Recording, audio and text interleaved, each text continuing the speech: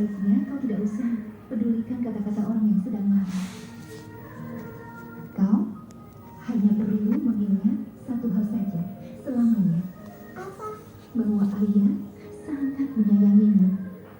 Ibu Isi juga sangat menyayangimu.